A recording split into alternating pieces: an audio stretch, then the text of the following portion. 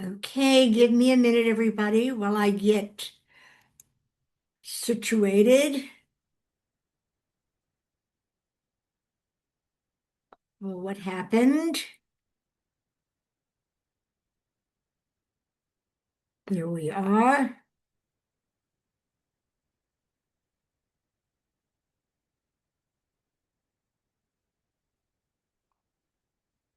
That's better. Okay. Thank you for being patient with me. And hello out there, wherever you are in the world, whomever you are in the world. This is my seventh video, and if you're still coming back for more, congratulations, because there was a lot of information that happened in the first six videos. And if you're following along and doing the exercises and creating what you truly desire from your heart, and things are showing up on your list of 10 and you're crossing them out and putting other new stuff in, congratulations. You are superstars and you are really learning how to use the true identity of the divine aspect of who you are to create what you want to have in your life, not based on what you think is possible, but what you truly desire, not from your little self, from your divine self, your higher self. So you are superstars. So I had said last time that this time we were going to talk about the Superpower Secret. So I'm going to turn to that page in the book and read you when Michael, who is the protagonist in the story, comes to his grandmother to learn the superpower secret. Uh, Glasses would help. And she sits down with him. What happens in is after he finished another piece of apple pie, Michael asked, "Well, what is this secret? You said you had something important to tell me." The room suddenly went quiet as his grandmother took slow, deep breaths. He felt on high alert as she began to speak. "Yes, Michael," she began, "it's a secret everyone needs to know. And when you understand the superpower secret, everything in your life will change." More than anything, he wanted things to change. He wanted to be happy and excited about things that seemed far beyond his reach. But what could his grandmother tell him that would change everything? She continued, "Michael, everything you can see with your eyes, and even what you can't see, is made of invisible light. It's the source of intelligence and power in everything and everyone. It's everything you can name and even what there is no name for. Everyone has the light inside them. It's in every cell of your body. And once you discover it and trust it, the light is the way to feel good in every moment." Michael considered what his grandmother was telling him. He was skeptical. "This can't be right," he thought, and asked, "Really, Grandma? Everything is made of light? I don't understand. Light is in everything and in me too. I just don't get it." Then she explained. A famous scientist, Albert Einstein, discovered years ago that everything is energy, and energy and light are the same thing. So I had said last time that this time we were going to discuss Albert Einstein's theory, or I should say formula, that he brought to the world, E equals mc squared. And E equals mc squared means this. E, energy, equals mass. This is mass. That closet is mass. The walls are mass. That library is mass.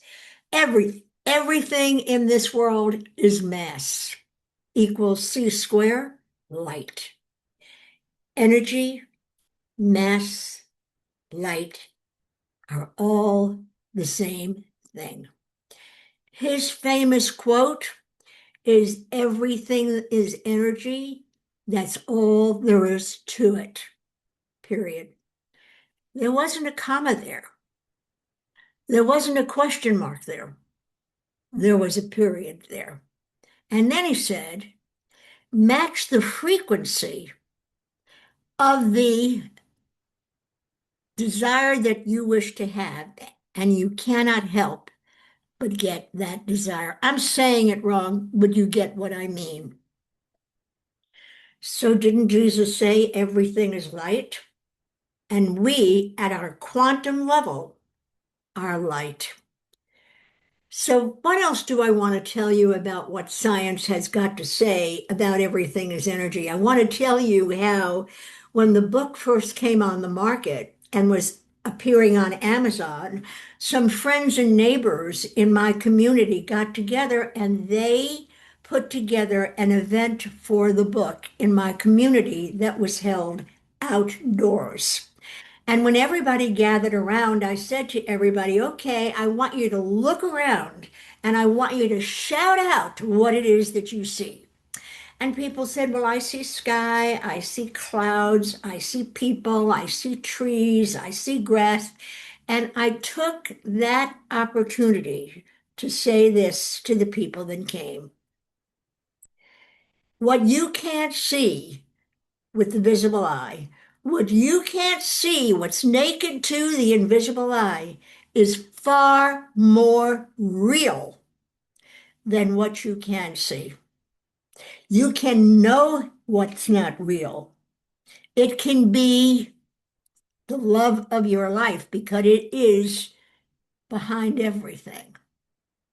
And then I talked about then as everybody gathered around and they talked about trees, I said, well, let me give a demonstration.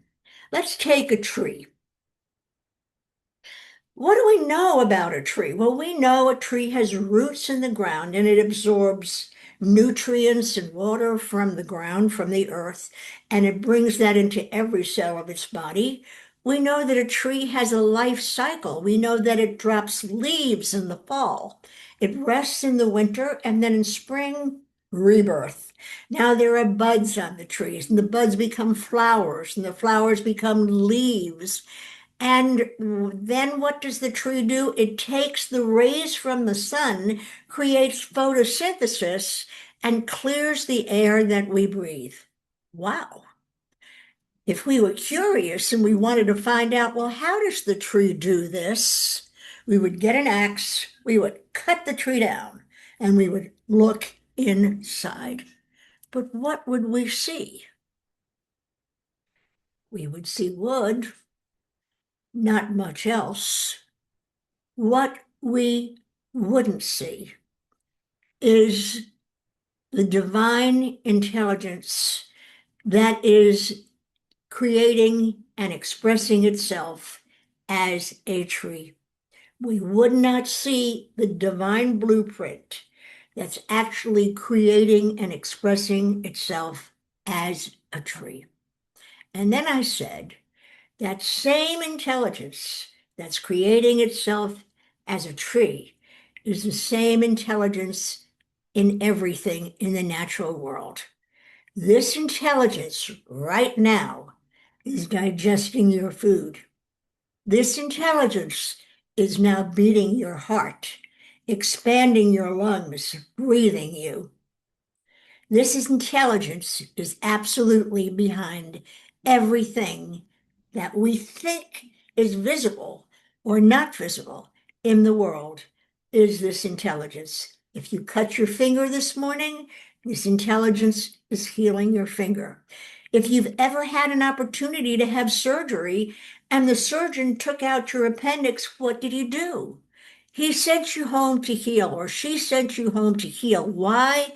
Because we collective consciousness agrees we can heal a cut on our finger. We can even heal from a surgery. I always ask the question, well, why is it that we can heal from this, but we can't heal everything? And that's what this video is all about. We can. We just have to learn how to do it. So we're going to continue on this subject about Albert Einstein's wonderful formula that he gave to the world that's accepted as the truth throughout the world. The truth that everything is energy, and that's all there is to it.